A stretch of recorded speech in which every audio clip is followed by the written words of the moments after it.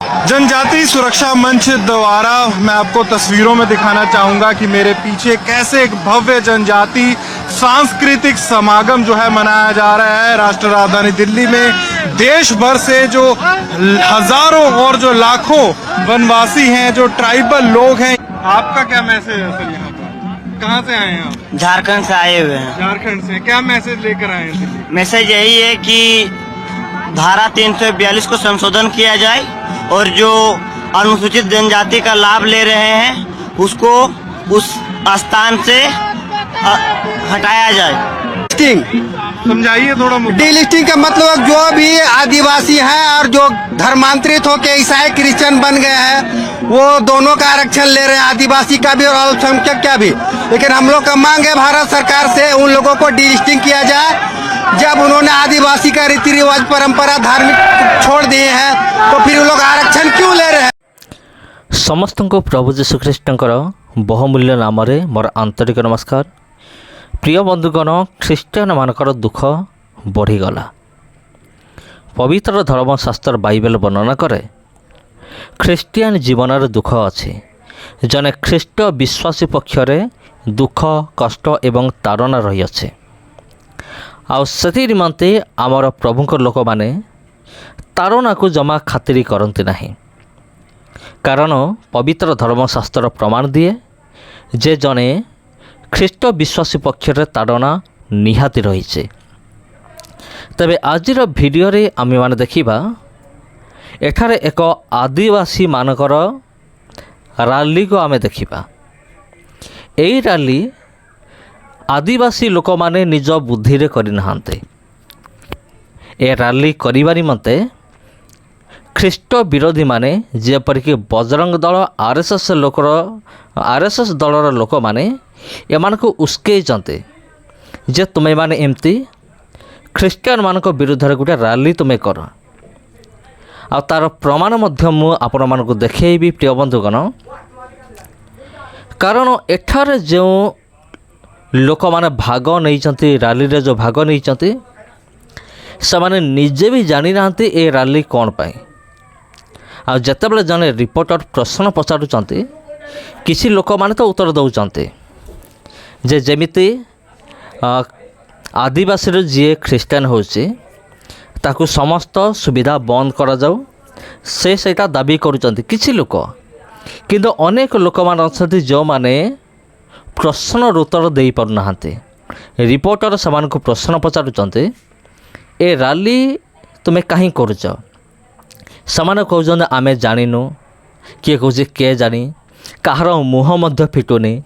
एठुर आपण कौन अनुमान करुचंती?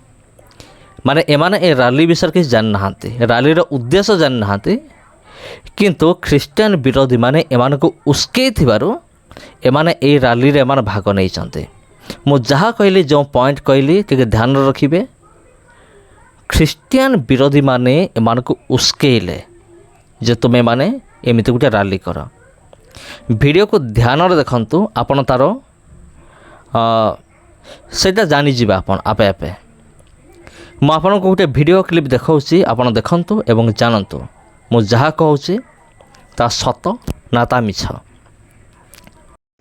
आप जब क्रिश्चियन बन गए तो अल्पसंख्यक आ गए, तो अल्पसंख्यक का आरक्षण लीजिए।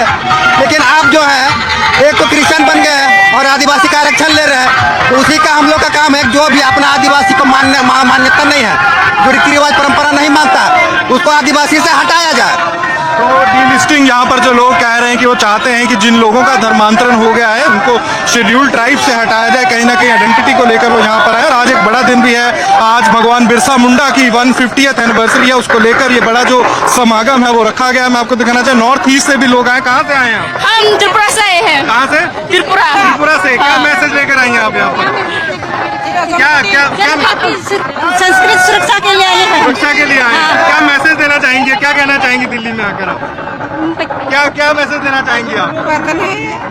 तो त्रिपुरा से भी, दूर दराज से भी जो लोग हैं यहाँ पर पहुंचे हैं, चाहे नॉर्थ ईस्ट बात हो, नॉर्थ इंडिया की बात हो, चाहे दूर दराज सदर्न इंडिया और भारत के अलग अलग जो कोने हैं वहाँ से जनजाति जो लोग हैं यहाँ पर पहुंचे हैं। ट्राइबल जो लोग पहुंचे हैं अपने मुद्दे लेकर यहाँ पर पहुंचे हैं, कल्चर, आइडेंटिटी और साथ ही जो।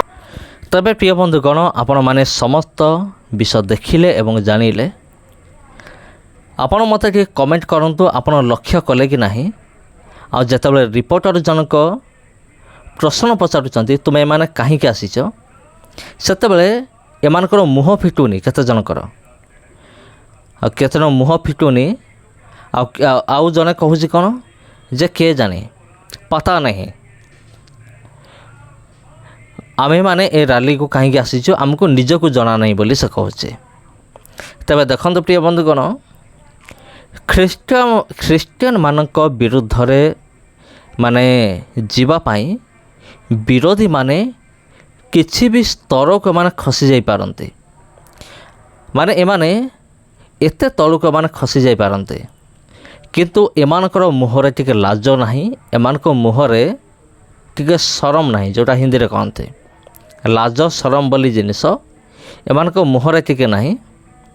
ଏମାନେ କ'ଣ କରୁଛନ୍ତି, ଡାଇରେକ୍ଟ ଆଦିବାସୀମାନଙ୍କୁ ସାମିଲ କରୁଛନ୍ତି। ନିଅ ତୁମେ ଗୋଟେ ବ୍ୟାନର ଗୋଟେ ଧର ଏବଂ ତୁମେ ସ୍ଲୋଗାନ ଦିଅ, ମାନେ ପୁରା ଭାରତବର୍ଷ ଜାଣୁ ଏ ରାଲି କ'ଣ ପାଇଁ ହେଉଛି, ଏ ରାଲିରେ କେତେ ସଂଖ୍ୟକ ଲୋକମାନେ ଯୋଗ ଦେଇଛନ୍ତି।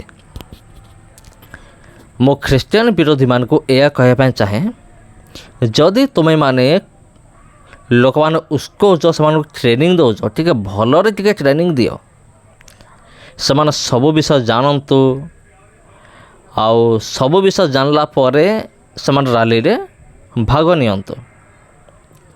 ଆଉ ସେମାନେ କ'ଣ ଜାଣିବେ, ମୁଖ୍ୟ ବିଷୟ ହେଉଛି ତୁମମାନଙ୍କୁ କିଛି ଜଣା ନାହିଁ, ଖ୍ରୀଷ୍ଟିଆନିଟି କ'ଣ ଜଣା ନାହିଁ, ଖ୍ରୀଷ୍ଟିଆନ କ'ଣ ଜଣା ନାହିଁ, ଆଉ ଲୋକମାନେ କାହିଁକି ଯୀଶୁଙ୍କ ପାଖକୁ ଆସନ୍ତି ଏହା ମଧ୍ୟ ତୁମକୁ ଜଣା ନାହିଁ।